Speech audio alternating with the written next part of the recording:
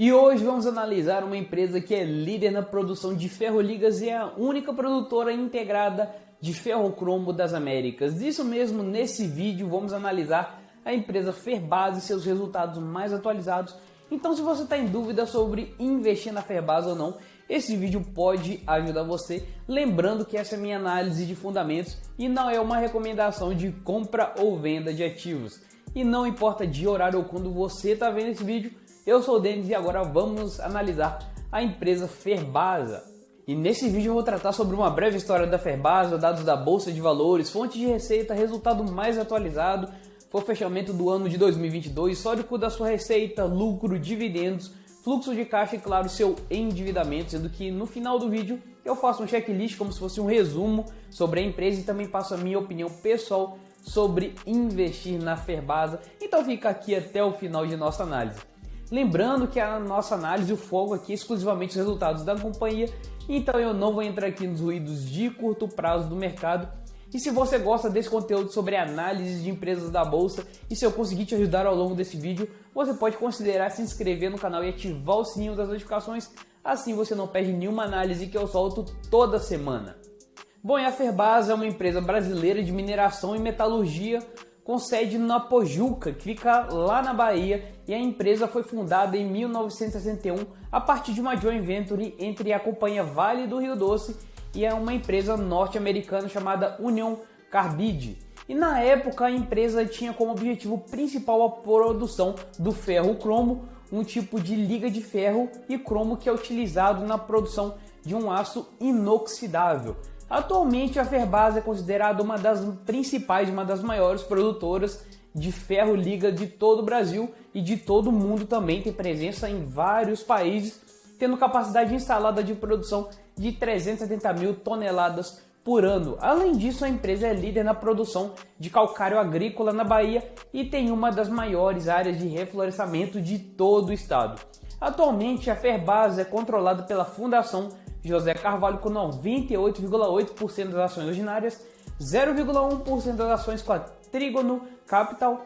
E então aqui a gente já pode ver que a empresa tem apenas 1,05% das ações ordinárias em livre circulação no mercado, ou seja, em free float, que é um dado não muito bom de governança, mas vamos prosseguir aqui com a análise.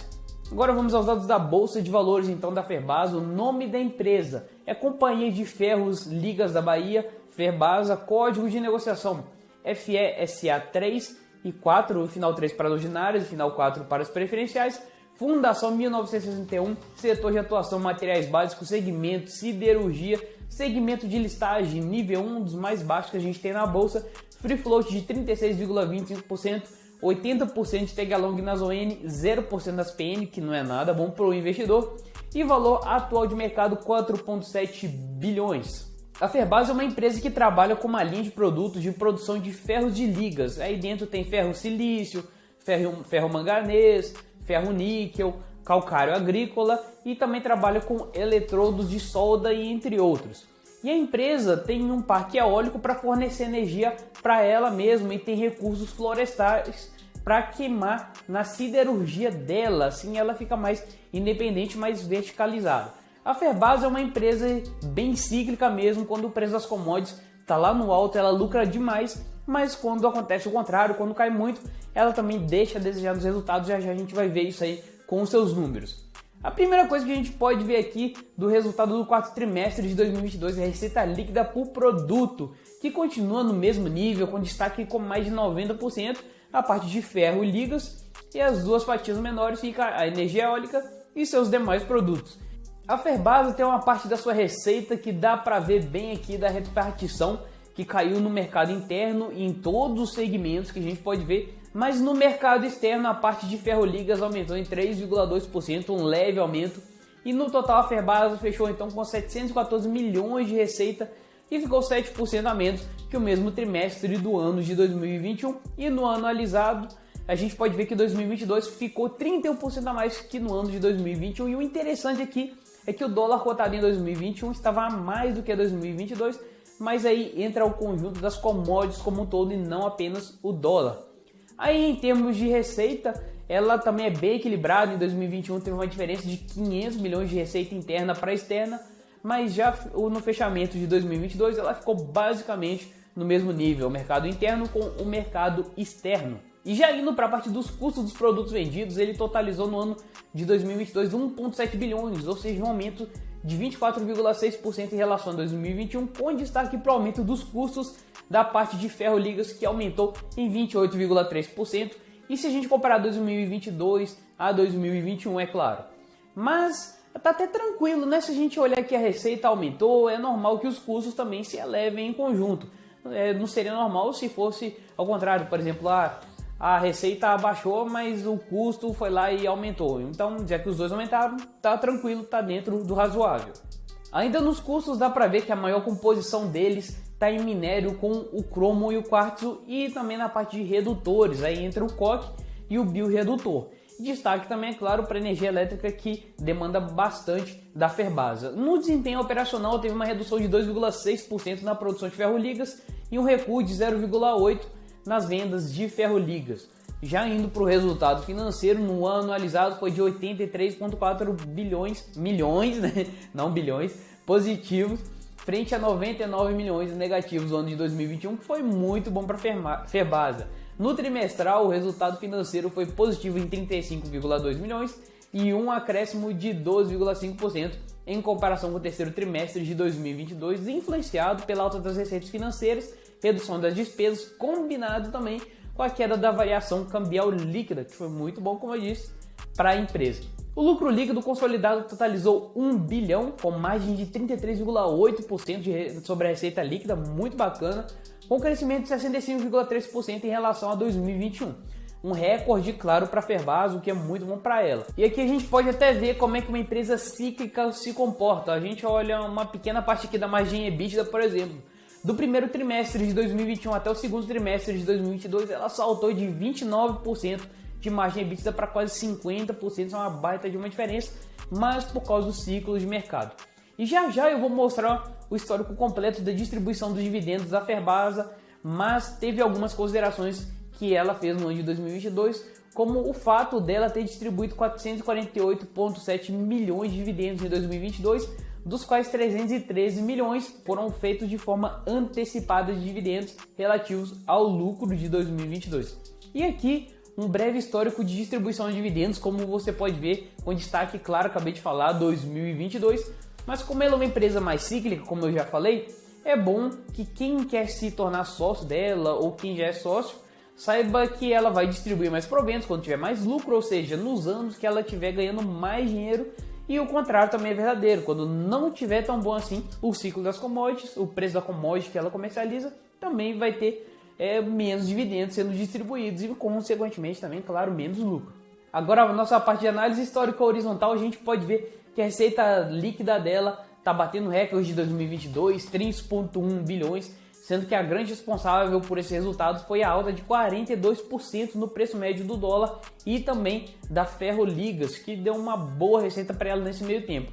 Segundo, partindo agora para o lucro líquido, você vai ver que a Ferbasa está num momento muito bom, batendo recorde mesmo, 1 bilhão de lucro, frente a 643 milhões no ano de 2021, mas também tem um detalhe importante que a gente tem que ver, que são os ciclos que teve. A gente pode até notar aqui entre 2016 e 2020, aí ela caiu um pouquinho, depois volta, e agora está num momento muito bom. Ela tem uma geração de caixa muito bacana, podemos ver que segue mais ou menos a mesma linha do lucro líquido, está com ótima geração de caixa. E a Ferbasa fechou o quarto tri de 2022 com uma reserva financeira consolidada de 1,2 bilhões. Assim, o caixa líquido passou para 403 milhões no quarto trimestre, que estava no quarto trimestre de 2021, para 943 milhões no quarto trimestre de 2022. E nos dividendos, novamente, eu já até mostrei anteriormente, mas aqui eu busquei um histórico maior ainda, e como eu já havia dito, o maior ano de distribuição foi em 2022, com 449 milhões de dividendos, e um pouco menor também nos anos em que não estava tão bom o ciclo das commodities assim. Em relação à sua dívida bruta, ela ficou com 338 milhões, mas está muito baixa em relação à sua alavancagem atual. Na verdade, essa questão da alavancagem nem é atual mesmo, desde que ela existe na bolsa é muito baixo, muito tranquila, sempre teve uma dívida assim mais controlada, que é até difícil de ver entre as empresas de commodities. Então, um ponto bastante positivo aí. E antes de irmos para o nosso checklist final, eu deixar minha opinião sobre a Ferbasa. Se você gosta de acompanhar essas análises de ações que eu sempre trago aqui no canal, deixe seu like, se inscreve nele também, assim você não perde nenhuma análise e ainda ajuda aqui o canal a crescer. Sem mais delongas, a primeira coisa que nós olhamos no nosso checklist é a governança corporativa. E a Ferbasa tem listagem primeiro, nível 1 de governança, não tem nenhuma ação ordinária praticamente em circulação. Então é uma empresa que não quer ter sócios mesmo, isso é um aspecto negativo. 0% de tag along nas preferenciais, só 80% de tag along nas ações ordinárias, que também é muito ruim. Então a mesma coisa de nada, né? Já que só pode comercializar pelas preferenciais, só pode haver compra ou venda pelas ações preferenciais, não faz tanta diferença. E é até complicado, porque em pleno 2023 ainda tem empresas que não tem tag along de 100%, mas acontece. Próximo ponto aqui da governança é remuneração dos executivos, que é alta se a gente levar em consideração a relação de lucros e remuneração dos executivos. Eu ficaria bem de olho nisso, principalmente quando eu olho esses ciclos de bonança aí das commodities, e quando eles esfriarem também, vamos ver se os administradores vão continuar aumentando suas remunerações, porque ele representa bastante em relação aos lucros. E falando de lucros, temos a lucratividade, a gente não pode nem falar nada, geração de lucros dela é muito bacana, tem fechado anos anteriores com boas margens também, 2021 27% de margem, 2022 34%, mas como eu disse, tem que se atentar pelo ciclo das commodities, porque agora tá tudo bem, tá lucrando muito e tudo mais, mas quando os insumos caírem, vamos ver como é que a Ferbasa vai se comportar. Terceiro ponto de geração de caixa operacional continua crescendo, a empresa bateu recorde nesse sentido aí e tá muito bom, e de quebra quando ela gera lucros, vai para o caixa, ela costuma distribuir grande parte em remuneração para os seus acionistas na forma de dividendos, que é bem bacana. Quarto e último ponto que a gente olha é endividamento, que é muito tranquilo, muito bem controlado, uma empresa sem alavancagem praticamente nenhuma, pelo menos a priori. Vamos continuar monitorando, continuar analisando, mas ela é uma empresa muito bacana nesse sentido aí de não ter dívida líquida praticamente. Agora vamos à minha opinião pessoal, depois dessa nossa análise aqui da Ferbasa. Primeiro de tudo, ela está indo bem em seus resultados? Sim, claro que está, ainda mais que teve aumento do preço das ferroligas, aí ela consegue produzir mais, ganha mais, mas eu reitero novamente que ela é uma empresa cíclica e quando está em alta está tudo ótimo, mas quando fica ruim esse ciclo, o resultado dela também vai lá embaixo, então não vai voando na lua achando que é queijo, que vai ser sempre assim, porque não é assim que funciona. Mas é uma empresa bem bacana, verticalizada, mesmo sendo de commodities, e eu fico por fora dela por causa de 3 motivos. Primeiro, a ON não tem liquidez nenhuma. Segundo, PN não tem tag along, além de ser de um setor extremamente complicado e cíclico. Mas se você não tem nenhum problema quanto a isso, é uma empresa que sim vale o estudo. E se eu conseguir te ajudar de alguma maneira com as informações e quer acompanhar outras análises, já se inscreve no canal e ativa o sininho das notificações. Um grande abraço para você e até nossa próxima análise.